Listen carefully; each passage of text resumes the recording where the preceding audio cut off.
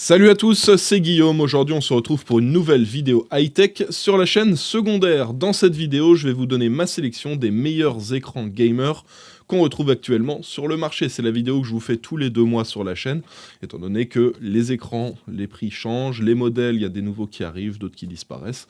Donc là, je vais vous présenter ma petite sélection. Comme d'habitude, vous retrouvez les liens et les références de tous les écrans que j'ai sélectionnés dans la description de la vidéo juste en bas.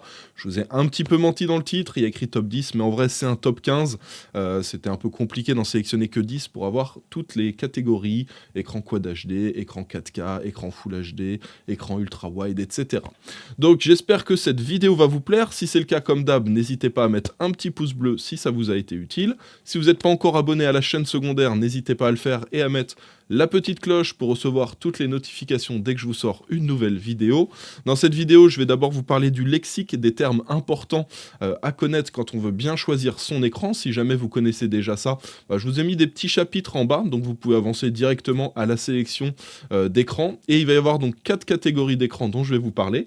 Il y aura donc les écrans en Full HD, les écrans en Quad HD, les écrans en wide, donc soit ultra wide, soit dual wide, et enfin il y aura les écrans 4K. Bon, allez, du coup, je vous lance tout de suite le sponsor de la vidéo et on enchaîne juste après avec le lexique. Allez, c'est parti. La vidéo d'aujourd'hui, elle est sponsorisée par CDK Offers. Donc CDK Offers, c'est un site qui vous permet d'acheter des licences, des clés pour des logiciels. Et ce qui est vraiment intéressant sur ce site, c'est le prix auquel on retrouve les clés pour Windows 10 Pro. Vous retrouvez un lien dans la description juste en bas. Et sur ce site, vous allez pouvoir acheter une clé pour Windows 10 Pro pour un petit peu plus de 12 €. Vous avez juste à cliquer sur le lien dans la description, à ajouter le logiciel dans le panier. Là, il faudra se connecter ou alors créer un compte si c'est pas déjà fait, et ensuite ajouter le code promo GU20 qui vous permet d'avoir 20% par rapport au prix qui est affiché sur le site. Une fois que le paiement il a été fait, il faudra attendre 1 voire 2 minutes et ensuite aller dans le User Center, et c'est là qu'on va pouvoir retrouver toutes les clés qu'on a achetées sur le site. Donc là, il suffit tout simplement de copier la clé, d'aller dans les paramètres d'activation de Windows 10 et de coller la clé à ce niveau-là. Et ensuite, le Windows sera activé. Alors du coup, c'est parti, on commence tout de suite avec le lexique. Donc, il y a plusieurs termes dont je vais vous parler à chaque fois pour chaque écran et qui sont importants de connaître. Donc la première chose, ça va être, en fonction de la dalle de l'écran, ça va être la diagonale en pouces. Donc à chaque fois, je vais vous dire c'est un écran 24 pouces, 27 pouces, 34 pouces, 42 pouces, etc. Pour savoir à quoi ça correspond, 1 pouce, ça correspond à 2,54 cm environ. Donc, quand je vous parle d'un écran 24 pouces, c'est donc bien la diagonale en pouces. Donc si c'est un écran 24 pouces, vous multipliez par 2,54 et vous connaissez la taille de cet écran en diagonale. Ça vous permet aussi de comparer si vous avez déjà un écran chez vous, vous ne connaissez pas forcément la taille, vous mesurez et ça vous permet de savoir quelle est sa dimension exacte. Donc ça, c'est la première chose importante. La deuxième chose importante, c'est la définition. C'est ce qu'on appelle aussi résolution. Résolution, c'est le terme en anglais, c'est ce que disent les Américains quand ils parlent de la définition d'un écran. Ça va correspondre à la quantité de pixels que vous retrouvez sur l'écran. Donc là, on va parler d'écran Full HD, Quad HD, UHD, donc, ou 4K. La Full HD, donc c'est 1920 pixels de large par 1080 pixels de haut. Vous avez la Quad HD, donc c'est 2560 pixels de large pour 1440 pixels de haut. L'UHD, qu'on appelle aussi parfois 4K, même si 4K c'est pas vraiment normalement le bon terme. UHD, c'est 3840 pixels de large par 2160 pixels de haut. Donc l'UHD, donc qu'on appelle aussi parfois 4K, ça correspond à 4 fois la Full HD. C'est comme si vous aviez 4 écrans Full HD. Donc vous comprenez que plus la définition va être élevée, plus il va vous falloir une carte graphique puissante pour avoir un nombre d'images par seconde élevé. Donc si vous jouez avec une même carte graphique, une même config en Full HD, vous aurez peut-être 200 FPS par exemple, et quand vous allez jouer en Quad HD avec ce même PC, vous aurez peut-être plus que 120 images par seconde en Quad HD, et si vous jouez en 4K, donc en UHD, vous risquez d'avoir 80 FPS par exemple. Donc c'est un exemple, mais c'est quelque chose d'important à prendre en compte, parce que quand vous allez choisir votre écran, idéalement, il faut prendre un écran que vous allez pouvoir exploiter correctement avec votre PC, sauf si là vous achetez un écran que vous voulez le garder très longtemps et que vous comptez upgrade la config dans 1 an, 2 ans, voilà. Donc ça c'est important, la définition. Ensuite il y a le format, donc le format classique c'est le format 16/9, c'est un ratio entre la largeur et la hauteur de l'écran.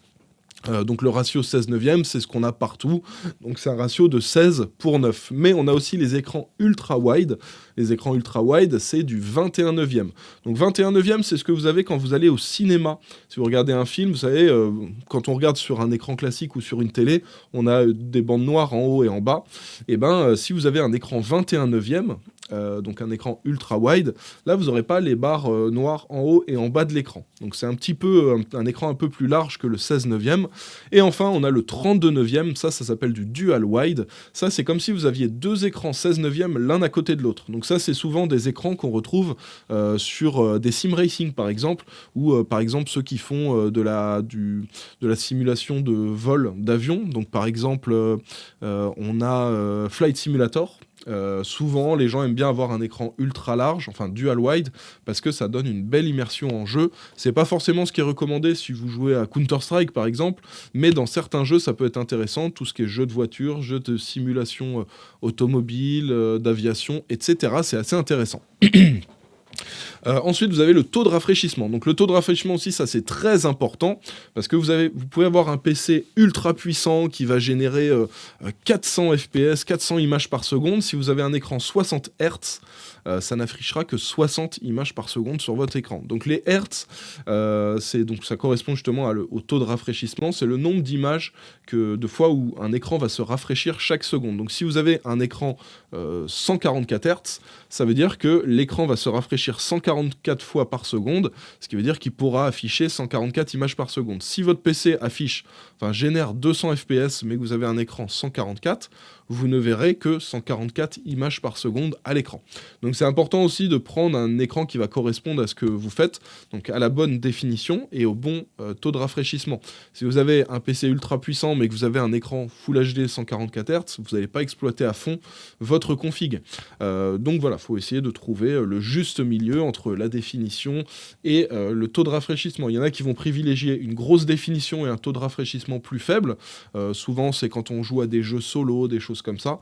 Et dès qu'on veut jouer en compétitif, parfois il vaut mieux prendre une définition plus faible, de la Full HD ou de la Quad HD, mais avec un taux de rafraîchissement plus élevé, 144, 240 Hz, voire même des fois du 360 Hz. Alors le 360 Hz, je précise, c'est plus pour les joueurs compétitifs avec un très très bon niveau. Ensuite, on a les types de dalles, ça aussi c'est assez important. Globalement, vous avez 4 types de dalles. Vous avez les dalles TN, qui sont plus très répandus maintenant. Vous avez les dalles VA, les dalles IPS et les dalles OLED. Donc les dalles TN, chaque dalle a ses avantages et ses inconvénients. La dalle TN, elle est ultra réactive, mais le souci, et elle coûte pas cher en plus, mais le souci c'est que l'image est pas très belle. Les couleurs sont un peu fades, voilà, c'est pas très joli, mais c'est ce que privilégiaient souvent les joueurs compétitifs à l'époque parce que c'était très réactif. À côté de ça, on a les dalles IPS et dalles VA qui à l'époque étaient beaucoup moins réactives, mais ça s'est bien amélioré depuis. C'est pour ça qu'on voit plus trop de dalles TN maintenant. Les dalles VA et les dalles IPS maintenant ont des bonnes performances en termes de réactivité, donc on les voit beaucoup plus. Alors l'avantage des dalles IPS, c'est que vous avez des très très belles couleurs, donc le rendu à l'image est vraiment magnifique pour des joueurs qui jouent en solo à des jeux solo ou des jolis jeux, les jeux Ubisoft, vous voyez, ou ceux qui jouent à Cyberpunk, voilà, ça va rendre vraiment super bien à l'image. Autre avantage, c'est que si vous jouez à plusieurs derrière l'écran, je pense par exemple aux joueurs console qui veulent se prendre un écran 4K pour la PlayStation 5 et jouer sur un bureau. Si vous êtes plusieurs et que vous n'êtes pas pile en face de l'écran, les angles de vision sont très intéressants. Donc du coup, les dalles IPS sont intéressantes. Je pense aussi à ceux qui sont streamers et qui veulent un écran secondaire à droite pour afficher le chat, par exemple. Là, même si l'écran n'est pas pile en face, pile orienté vers vous, vous aurez quand même une belle visibilité sur l'écran grâce aux angles de vision des dalles IPS. À côté de ça, les dalles VA, les couleurs sont un peu moins belles, mais vous avez un très très beau contraste. Et surtout, les dalles VA, vous pouvez les avoir en incurvé. La plupart des écrans incurvés sont en dalles VA. Donc voilà. Vous voyez, chacun a ses avantages. En termes de prix, dalles VA, dalles IPS, c'est à peu près similaire. On va dire que les dalles IPS sont parfois un peu plus chères, mais globalement, maintenant, c'est à peu près similaire. Et enfin, vous avez les dalles OLED. Alors, les dalles OLED, vous avez l'avantage que le contraste est parfait, parce qu'on n'a pas un rétroéclairage derrière l'écran. Chaque pixel s'allume ou s'éteint indépendamment, ce qui fait que quand vous voulez un noir parfait, et ben, le pixel s'éteint. Et c'est ce qui fait qu'on arrive à avoir un contraste parfait avec les écrans OLED. La qualité de l'image est vraiment magnifique, même en termes de couleur. La luminosité est très bonne. Par contre, on a deux défauts. Alors, il y en a un qui est plus vraiment d'actualité, mais bon, on va quand même en parler. Alors, vous avez le marquage, les soucis de marquage qu'on peut avoir sur certains modèles. Alors, sur la plupart des modèles, donc vous verrez ceux que je vous sélectionne, vous avez tout un tas de technologies qui sont intégrées, mais en gros, le marquage, c'est quand vous allez avoir toujours la même chose affichée sur un écran sans que ça bouge. Et ben, par exemple, je vous donne l'exemple d'une télé. Si vous passez la journée à regarder TF1 et que vous avez le logo TF1 en haut à droite, et ben, c'est possible après, quand vous changez de chaîne, qu'il y ait toujours le logo qui reste affiché. Et ça, c'est un peu compliqué. En général, pour régler ce souci, il faut mettre une image toute blanche sur l'écran pendant plusieurs jours pour que le marquage disparaisse. C'est un peu embêtant. C'est quelque chose qu'on voit de moins en moins, qu'il y avait beaucoup au début. Et maintenant, si vous prenez les grosses marques, tout ce qui est LG, Samsung, Asus ROG, voilà, vous n'aurez aucun problème avec vos dalles OLED. À côté de ça, le deuxième défaut... Alors, les technos qu'ils intègrent, c'est des technos qui vont très légèrement baisser ou augmenter la luminosité pour rafraîchir les pixels. Et donc ça, on va même pas nous s'en rendre compte à l'œil nu, mais la techno tourne derrière. Ou aussi, vous avez une techno qui va déplacer de 2-3 pixels à gauche, 2-3 pixels à droite, un petit peu vers le haut, un peu vers le bas, voilà. Ça, c'est une autre technologie qui est intégrée sur tous les écrans OLED maintenant, qui va permettre justement de rafraîchir les pixels pour éviter d'avoir ce genre de marquage. Le deuxième défaut des écrans OLED, c'est le prix. Ça coûte une fortune, donc c'est des écrans qui sont quasi parfaits, mais qui coûtent encore super cher. On est sur 3, 4, 5, 10 fois même parfois le prix de l'équivalent avec une dalle VA ou une dalle IPS.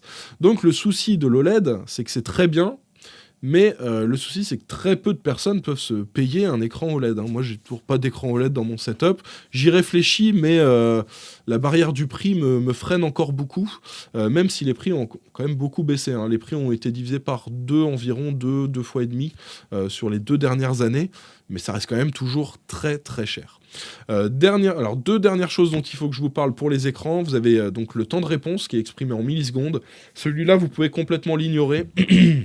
Parce que c'est pas vraiment représentatif de la réactivité d'un écran, le temps de réponse, parce que c'est calculé en fonction, les marques calculent ça en passant d'une nuance de gris vers une autre nuance de gris, et c'est pas vraiment représentatif de la réalité. Quand on va vraiment tester un écran, vous allez avoir des écrans qui vous affichent sur la fiche technique 1 milliseconde, et quand vous les testez avec une sonde, vous voyez qu'il y a 17 millisecondes. Donc ça correspond pas du tout, et 2 écrans qui ont 1 milliseconde sur la fiche technique pourront avoir des vrais temps de réponse réels très très différents.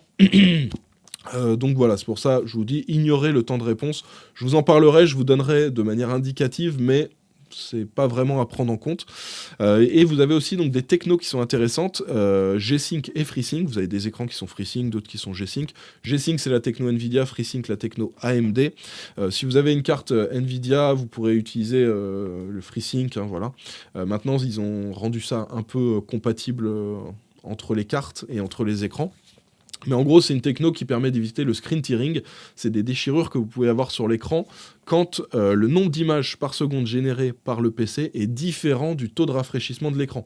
Si jamais vous avez un écran 144 Hz et que votre PC il génère 160 images par seconde, 180, 200, voilà, c'est différent de 144, et ça peut faire des déchirures sur l'écran qui sont vraiment pas belles, pas agréables. Donc quand vous avez cette techno, vous l'activez sur l'écran et puis dans votre logiciel, dans votre driver Nvidia ou AMD, et puis ensuite vous avez plus ces déchirures d'écran et ça donne une impression de fluidité qui est très agréable. Donc voilà, c'est des technos, si vous les avez, n'hésitez pas à les activer sur vos écrans. Les 2 derniers trucs, bon, c'est pas obligatoire, mais vous verrez, quelque chose qui peut être intéressant à regarder dans votre écran, c'est s'il y a une fixation VESA à l'arrière. Fixation VESA, c'est des petits points de vis que vous avez, des fixations avec des vis. Ça vous permet de changer le pied de l'écran et de mettre un bras articulé, un bras custom, un pied custom, voilà. Et ça peut être intéressant quand on n'a pas forcément un pied qui est très très beau ou très pratique sur son écran qu'on achète. Parfois, il n'y a pas beaucoup de réglages et tout. Donc ça peut valoir le coup de prendre un bras articulé pour 20-25 €. Mais pour ça, il vous faut des fixations VESA. Alors souvent, c'est des VESA 100, mais des fois, il y en a qui sont en VESA 75. Donc à vous de voir. Si jamais vous avez cette option qui est sur l'écran qui est disponible, c'est toujours un plus. Ça permet de changer un jour le pied. Et la dernière chose, c'est la courbure d'écran. Vous verrez les écrans, des fois il y a des écrans qui sont incurvés 1800 Hz, 1500 Hz, 1000 Hz. Globalement, le nombre que vous aurez, 1500, 1800, 1000, ça correspond au diamètre d'un cercle. et plus ce diamètre est faible, plus la courbure va être élevée. Ce qui veut dire qu'un écran 1000R va être beaucoup plus incurvé qu'un écran 1500R qui sera déjà plus incurvé qu'un écran 1800R. Donc si vous voulez une grande courbure d'écran, prenez le nombre le plus faible. Je crois que le plus faible que j'ai vu, c'est 800R sur un écran Corsair et un écran LG en OLED. Mais voilà, globalement, dites-vous que c'est déjà une belle courbure quand vous avez du 1500. Quand vous êtes à 1000R, c'est très incurvé. 1800R, les écrans 1800R, c'est très léger. Limite, c'est quasi des écrans plats. C'est une courbure vraiment très très faible. Enfin bon, on a fait le tour du lexique. Je vais maintenant vous présenter l'ensemble des produits que j'ai sélectionnés. Et on va commencer avec les écrans Full HD. Alors, le premier écran que j'ai sélectionné, c'est celui-ci. C'est un écran de chez Core UI. Maintenant, vous commencez à connaître les écrans de chez Core UI. C'est une marque qui est arrivée assez récemment sur le marché européen. On les voyait pas beaucoup il y a encore 1 an et demi, 2 ans. Nous, quand on les a vus débarquer, on a commandé les écrans, on s'est dit c'est quoi cette marque et tout. En plus, c'était pas cher. C'était vraiment beaucoup moins cher que la concurrence. À l'époque, ils étaient presque 40 à 60% moins cher que la concurrence. Et on s'était posé des questions. On s'était dit tiens, c'est bizarre, c'est pas cher. Est-ce que c'est bien? On avait testé. En fait, il s'avère que Core UI, c'est une marque qui est beaucoup plus répandue sur le marché asiatique. Et c'est que très récemment qu'ils arrivent sur le marché européen. Donc, on a testé. On n'a pas du tout été déçus. Moi, de mon côté, j'ai aucun retour négatif à vous faire là-dessus. D'ailleurs, tous ceux qui ont acheté des écrans Core UI suite à mes recommandations, n'hésitez pas à faire un retour dans les commentaires pour dire comment ça se passe. Est-ce que l'écran est bien, machin, tout ça. J'ai eu 2-3 commentaires où on me disait des soucis de pixels morts ou des choses comme ça, mais c'était vraiment mineur. C'était extrêmement rare que j'ai ça avec toutes les fois où j'ai recommandé ces écrans-là. Donc globalement, j'ai pas l'impression que les retours soient si mauvais que ça par rapport à une marque Asus ou à une marque MSI ou une marque LG. Voilà. Donc voilà, c'est plutôt bon, mais n'hésitez pas à faire vos petits retours dans les commentaires, les gars, ça aidera la communauté. Et puis ceux qui comptent acheter un écran Core UI, allez faire un petit tour dans les commentaires pour voir ce que les gens en disent, parce que beaucoup de monde ont déjà acheté des écrans Core UI. Et j'ai eu que très très peu de retours négatifs. Donc normalement, ça devrait être à peu près similaire aux autres marques. Donc là, on a un écran 24 pouces Full HD 165 Hz pour 145 €. C'est vraiment pas cher. Alors celui-ci, en plus, il a un overclocking. Vous pouvez le mettre en 165 Hz. Donc c'est plutôt cool. En termes d'image, c'est une dalle IPS. Donc la qualité des couleurs sera plutôt bonne. Alors n'oubliez pas qu'on est quand même sur un écran à 146 €, 145,99 €, donc c'est vraiment pas cher, vous attendez pas à la qualité d'un écran OLED. Mais si vous avez que 150 € comme budget pour votre écran, c'est très difficile de trouver des écrans gamers de bonne qualité. Celui-ci est très très bien et on va dire que ça va être l'écran parfait pour de l'entrée de gamme, ceux qui ont un petit budget, ceux qui se sont fait un petit PC à 600, 700 €, 800 €. Voilà, vous n'avez pas beaucoup de budget pour l'écran, le clavier, la souris, tout ça, le casque. Et bien ça, ce sera un écran qui sera vraiment très intéressant. Alors c'est du 24 pouces, c'est pas très très grand, mais pour du jeu type FPS, tout ça, ça fera largement l'affaire. Et le combo 24 pouces Full HD, c'est très très bien. Globalement, moi ce que je vous recommande, si vous prenez de la Full HD, c'est du 24 pouces ou éventuellement du 27 si vous mettez l'écran loin. Si vous prenez de la Quad HD, idéalement du 27 ou du 32 pouces si vous mettez l'écran loin. Et si vous prenez de la 4K, idéalement partez au moins sur un écran de 32 pouces et pourquoi pas du 38, du 40, du 42, du 44 si vous mettez l'écran assez loin de vous. Donc voilà pour le premier écran que je vous recommande à fond. On en a un autre qui est dans le même style, qui est un petit peu plus cher, 159 €, mais vérifiez quand même dans les liens que je vous ai mis dans la description, parce que souvent celui-là il baisse, le Core UI il monte un petit peu, donc globalement il se retrouve à peu près au même prix. Si vous les avez au même prix, partez sur le AOC. Celui-ci c'est le best-seller de chez AOC, le AOC 24G2. Pareil, c'est du 24 pouces, Full HD, 165 Hz. Celui-ci, vous ne serez pas déçu non plus. C'est un des best-sellers qu'on retrouve chez AOC. Regardez la note 4,6 étoiles sur 5 avec 20 000 évaluations. Donc autant vous dire que cet écran, il a été énormément vendu. Donc s'il y avait un souci avec cet écran-là, on le saurait. Alors après, Core UI, ils ont quand même des bonnes notes. Ils ont 1000 évaluations pour une marque qui est très récente. Et ils ont une bonne note de 4,5 étoiles sur 5. Donc c'est plutôt bon aussi. On enchaîne avec un autre écran, une autre alternative peut-être un petit peu moins intéressante mais qui reste correcte. Pour 170 €, 169, vous avez cet écran de chez MSI, 24 pouces Full HD 170 Hz. Je vous le propose aussi parce que je sais qu'il y en a qui veulent une marque en particulier, de chez MSI par exemple ou de chez LG. Voilà, je sais que par exemple là, on a peut-être Eragon qui regarde la vidéo, qui est fan d'MSI et qui achète que cette marque-là. Voilà, sachez que chez MSI, ce serait le modèle que je vous recommanderais. Alors ensuite, on augmente de budget, on passe à 200 €, mais on est sur un écran 27 pouces Full HD 240 Hz. Donc là, le taux de rafraîchissement beaucoup plus élevé. Donc celui-ci, je vais vous le recommander si vous êtes joueur compétitif, vous jouez à des jeux type Apex Legends, Valorant, Counter-Strike, des Call of par exemple.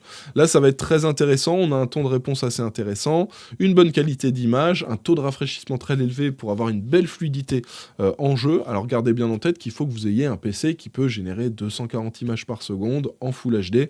Mais bon, si vous jouez à des jeux type Counter-Strike, Valorant, normalement, il n'y a pas de souci pour monter avec ce nombre d'images par seconde. Les joueurs Fortnite aussi. Il reste encore des joueurs Fortnite? Dites-le moi dans les commentaires, parce que j'ai l'impression que de moins en moins de gens jouent à Fortnite. Et ensuite, le dernier écran Full HD, c'est celui-ci, c'est un modèle de chez Alienware. Alors celui-là, il coûte 429 €. C'est beaucoup plus cher, on passe de 200 à 429. Et la particularité de cet écran-là, c'est son taux de rafraîchissement. On est sur du 360 Hz sur une dalle Fast IPS, donc avec une belle qualité d'image, des belles couleurs. Alors moi, petite précision, le 360 Hz, je vais le recommander vraiment uniquement aux joueurs ultra compétitifs qui ont un très bon niveau dans le jeu. Si vous êtes très fort à PUBG, si vous êtes très fort sur Valorant, ou alors si vous avez déjà un bon niveau et que vous voulez monter encore en niveau et que vous pensez qu'un écran avec une meilleure fluidité pourra améliorer ça, pourquoi pas. Mais faut quand même que je vous dise que pour 95% des gens, vous n'aurez pas une grosse différence par rapport à du 240 Hz. Quand on passe de 60 Hz à 144, il y a une énorme diff. Quand on passe de 144 ou 165 à 240, il y a une diff qu'on voit, on se dit ah ouais, c'est encore plus fluide, c'est bien, mais c'est pas autant qu'entre 60 et 144. Et par contre, quand on passe de 240 à 360 Hz, là, il y a une différence, mais elle est infime. Donc vraiment, c'est pour ça que je vous le dis, ceux pour qui il y aura un réel intérêt de passer sur du 360 Hz, ce sera vraiment les meilleurs joueurs, les joueurs très très bons, compétitifs, tout ça. On va dire que ça va être le top 5% des joueurs sur un jeu en particulier. Donc si vous ne faites pas partie de ce top 5%, je ne vais pas vous recommander de prendre cet écran. Économisez votre argent, mettez peut-être un peu plus d'argent dans un processeur plus puissant ou une carte graphique plus puissante pour garder votre PC plus longtemps avant d'avoir à le changer. Parce qu'un écran comme ça peut avoir un intérêt, mais pas pour tout le monde. Donc autant ne pas gaspiller votre argent si vous êtes joueur casu par exemple. On enchaîne maintenant avec les écrans Quad HD, j'en ai 3 à vous conseiller. C'est que des écrans Core UI. Alors le premier, il coûte 209 €. C'est un écran 27 pouces. Quad HD, 144 Hz, avec une dalle VA, donc une dalle incurvée 1800 R. Donc c'est une très très faible courbure, hein, comme je vous ai dit pendant le lexique, 1800 R, c'est très léger, mais bon, c'est un petit peu incurvé. Celui-ci aussi très intéressant, c'est l'entrée de gamme pour de la Quad HD pour 210 €. C'est très intéressant. N'oubliez pas qu'il y a encore 2 ans, si vous vouliez un écran Quad HD 144 Hz, c'était 300, 310, 350 €. Depuis que Core UI est arrivé, les prix ont bien baissé et on les remercie pour ça. À côté de ça, si vous en voulez un avec une meilleure qualité d'image, on est toujours sur du 27 pouces, sur de la Quad HD. Par contre, là, on est sur du 240 Hz. Donc, en termes de fluidité, ce sera bien meilleur. 240 Hz, là, on passe... Alors, celui d'avant, c'était 144. Hein, ouais, c'est ça. Donc, on passe de 144 Hz à 240 Hz. Et ce qui est bien, regardez, c'est que pour 259 €, on a un écran 27 pouces, Quad HD, 240 Hz, c'était quelque chose qui était quasi impossible il y a encore 2 ans. Il y a 2 ans, il fallait mettre 500 € pour avoir un écran comme ça. Là, pour 259, on a vraiment un excellent écran. Alors attention, ce ne sera pas le meilleur en termes de qualité d'image. Il est très intéressant pour sa taille, sa définition et son taux de rafraîchissement. La qualité reste correcte, mais si vous voulez une bien meilleure qualité d'image, vous avez ce troisième écran, le petit nouveau. Alors, il faudra débourser 100 € de plus, mais celui-ci, vous êtes sur une dalle VA avec du mini LED, avec une excellente qualité d'image. Le design est aussi très réussi, hein, regardez, parce que pour le coup, regardez, les Core UI, on peut leur dire, voilà, ils sont pas chers, on a des bonnes perfs, voilà, c'est correct, machin. Par contre, le design est vraiment très basique. Vous voyez, typiquement, un écran comme celui-là, je l'achète, et puis je mets 25-30 € pour acheter un bras articulé. Vous voyez qu'on a les fixations VESA à l'arrière, justement, pour fixer un bras articulé. Pour le coup, celui-ci, je pense qu'il n'y a pas besoin de changer le pied. Et ça, c'est cool parce que Core UI, c'était un petit peu leur défaut. Souvent, le pied, c'était pas top. C'était mieux de le changer. Mais là, pour le coup, le pied est vraiment super intéressant. Regardez, vous avez même un petit système là en plein milieu pour le baisser, le rabaisser ou le rehausser. Vraiment, cet écran au top du top, selon moi. Donc pareil, on est sur du 27 pouces, Quad HD 240 Hz avec une dalle mini LED. Donc avec celui-ci, vous aurez une excellente qualité d'écran. Il faudra mettre un petit peu plus d'argent, 359, c'est 100 € de plus que le précédent. Mais ceux qui jouent, qui veulent absolument une excellente qualité d'image, avec ça, ce sera vraiment très très bien. On enchaîne maintenant avec les écrans wide, donc les écrans en 21/9 ou en 32/9, donc de l'ultra wide ou du dual wide. On commence avec cet écran de chez AOC qui est très intéressant, c'est du 34 pouces, c'est de l'ultra wide Quad HD. Donc ça veut dire que c'est de la Quad HD mais en version 21/9, ça veut dire que vous avez plus de pixels en largeur.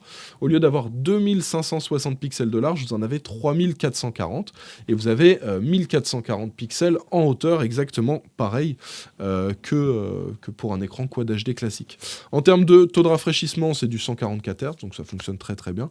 Tout ça pour 329 €, c'est assez intéressant. Ces écrans-là, avec ces specs, cette taille-là, on va dire qu'ils sont intéressants en dessous des 370 €.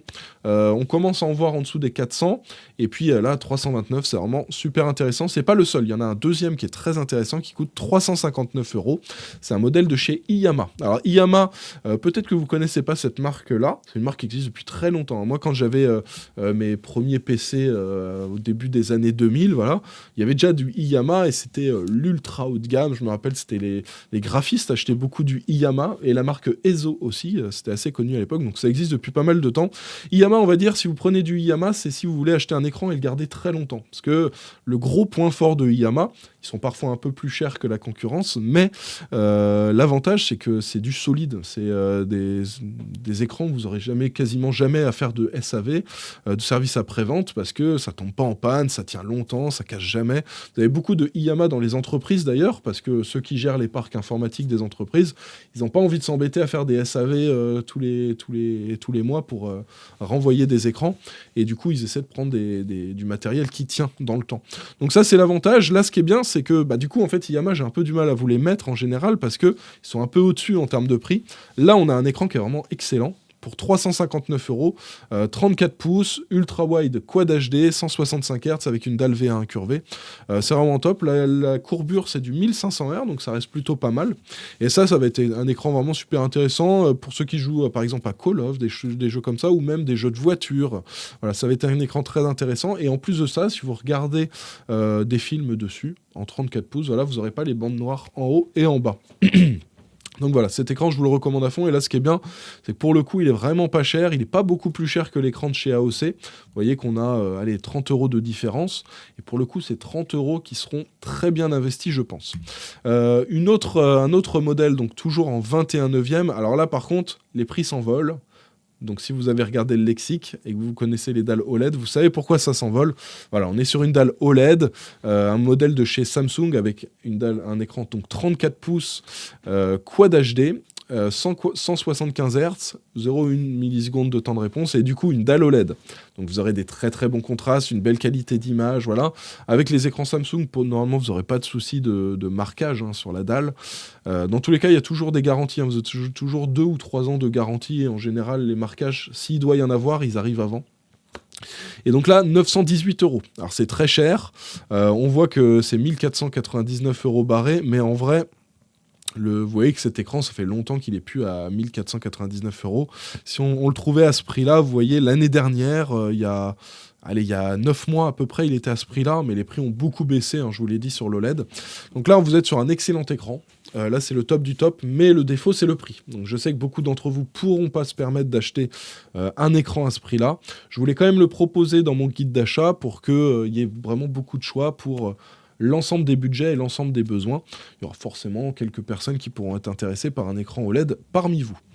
Et enfin, le dernier écran en ultra wide, enfin en dual wide là pour le coup, c'est encore un écran de chez Samsung, toujours en OLED, mais là c'est de la dual wide, donc c'est du 32/9, comme si vous aviez deux écrans 16/9 l'un à côté de l'autre, et la définition, donc c'est comme si vous aviez deux écrans Quad HD, parce que c'est 5120 pixels de large, donc c'est 2 fois 2560 en largeur, c'est toujours 1440 en hauteur. Là aussi on est sur l'écran parfait en dual wide. Par contre le souci, c'est le prix, 1300 € pour cet écran-là. Mais voilà, vous êtes sur un très très bon écran. Une courbure 1800 Hz, c'est un petit peu léger, je trouve, c'est pas énorme. Mais à mon avis, s'ils ont adapté la courbure, c'est que ça intéressait plus les gens d'avoir cette courbure-là. Et on est sur un taux de rafraîchissement en 240 Hz, donc là aussi, taux de rafraîchissement très intéressant. On enchaîne avec la quatrième catégorie, c'est les écrans 4K. Alors le premier que je vous ai sélectionné, ça va être pour ceux qui ont une console, soit une console next-gen, donc les dernières, soit les anciennes, parce que c'est un écran 4K 60 Hz. Donc là-dessus, pas de 120 Hz, hein, voilà. Mais l'avantage de cet écran-là, c'est qu'il est pas cher. C'est qu'il fait 28 pouces, donc typiquement pour quelqu'un qui a sa Play dans la chambre, qui veut mettre un écran pour jouer avec sa Play, qui soit pas gigantesque l'écran, parce qu'il peut pas forcément mettre une télé sur un bureau, voilà. Bah là c'est 28 pouces, donc c'est pas énorme. Et vous avez une dalle IPS avec une bonne qualité d'image, donc c'est un écran très correct avec un prix qui reste pas trop élevé, 277 €. Ce sera bien mieux qu'une télé au même prix, même les petites télés là que vous voyez chez Darty, Boulanger, tout ça. C'est moins intéressant qu'un écran comme ça, parce que ça, c'est un écran gamer avec une bonne qualité, une belle réactivité, tout ça. Donc ça va être intéressant pour les petits budgets et pour une utilisation sur le bureau. Si vous avez un plus gros budget, vous voulez vous faire plaisir, là, pour le coup, vous pouvez prendre cet écran-là. Bon, il coûte 669 €. On est toujours sur un écran de chez Asus, hein, TUF Gaming, mais on est donc toujours sur un écran 4K, mais avec du 160 Hz en overclocking. Sinon, de base, c'est 144. Et puis, vous le branchez en HDMI 2.1 sur votre PS5, vous pourrez avoir du 120 Hz. Ça fonctionnera très très bien. La taille, c'est un peu plus élevé, c'est du 32 pouces, mais ça reste quand même très correct pour une utilisation sur un bureau. 32 pouces, moi, c'est ce que j'utilise sur mon PC, vu que j'ai pas l'écran ultra proche de moi. Et voilà, pour 669 €, c'est pour moi un des meilleurs choix pour du 32 pouces en 4K pour pouvoir continuer de jouer sur bureau. Et enfin, pour ceux qui veulent un très très grand écran, alors attention, là c'est du 42,5 pouces. Donc c'est assez grand. Sur un bureau, c'est pas trop ce que je recommande. Alors je l'ai fait à une époque, hein. J'avais un écran 4K 43 pouces, je jouais sur le bureau, alors il était vraiment collé au mur, et puis moi j'étais assez loin de l'écran. Donc ça se fait, mais c'est pas idéal, et je sais que la plupart des gens, ça risque de les déranger. Donc ça, c'est plus à utiliser un petit peu comme une télé, donc avec un petit peu plus loin, mais ça peut être bien, par exemple, dans une chambre sur laquelle on va brancher sa PlayStation, par exemple. L'avantage, c'est qu'on a une dalle de 43 pouces, enfin 42,5, une définition 4K, donc 3840, pas 2160. On a une dalle VA, donc avec des bons contrastes, et surtout on a un taux de rafraîchissement de 144 Hz. Donc ça veut dire que console next-gen en 120 Hz, pas de souci, vous pouvez brancher un PC aussi, vous aurez du 144 Hz, ce sera très très fluide. Tout ça en dessous des 600 €. Ça, c'est très intéressant. Vous voyez que l'écran d'avant, c'était 669 pour du 32 pouces. Bon, c'est du TUF, voilà, c'est un peu différent. Mais là, vous avez un écran IAMA. Donc, comme je vous l'ai dit un petit peu plus tôt, une excellente qualité de fabrication pour un écran qui va durer dans le temps. Donc voilà, je vous le recommande à fond celui-là aussi. Ça fait plusieurs guides d'achat que je vous le mets, parce que pour 579 €, c'est vraiment ultra intéressant. Enfin bref, on a fait le tour de tous les écrans que je vous recommande. J'espère que cette vidéo vous a plu et qu'elle vous a été utile. Je vous rappelle que vous retrouvez les liens et les références de tous les écrans que je vous ai sélectionnés dans la description juste en bas. N'hésitez pas à me faire un petit retour sur ma sélection d'écrans. Qu'est-ce que vous en pensez? Qu'est-ce que vous avez aimé? Qu'est-ce que vous auriez aimé rajouter dans ce guide d'achat? Et puis je vous rappelle, n'hésitez pas, ceux qui ont déjà acheté un écran Core UI, faites vos retours dans les commentaires et dites-nous ce que vous en avez pensé, est-ce que ça s'est bien passé, voilà. N'hésitez pas à faire le retour à la communauté pour aider tout le monde. Si cette vidéo vous a plu, vous savez quoi faire, vous savez comment me soutenir. Un petit pouce bleu sur cette vidéo, ça prend 1 seconde et ça me soutient beaucoup. Et puis si vous n'êtes pas encore abonné à la chaîne secondaire, n'hésitez pas à le faire et à mettre la cloche pour recevoir toutes les notifications dès qu'une vidéo sort. On va se laisser pour cette vidéo, on se retrouve dans quelques jours pour une nouvelle. Je vous dis à bientôt. Ciao tout le monde!